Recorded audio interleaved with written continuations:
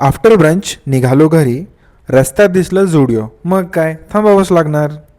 अख्खं झुडिओ पालतं घातल्यानंतर फायनली जे घ्यायचं होतं त्या सेक्शनला आलो आणि सुरू झाला बघाबघीचा कार्यक्रम. फायनली ही हिल हिला आवडली. ती म्हण तुम्ही ऐकलीच असेल, नाचता येईना अंगण वाकडे, इकडे बघा चालता येईना चप्पल वाकडी. It was at this moment that he knew. He fucked up. नवीन चष्मा तुटला. तेव्हा काय झालंय तुझ्यामुळे तू रील बनवायला सांगितलं ना. माझ्यामुळे काय, मी काय केलं भाई, तू पाडलाय.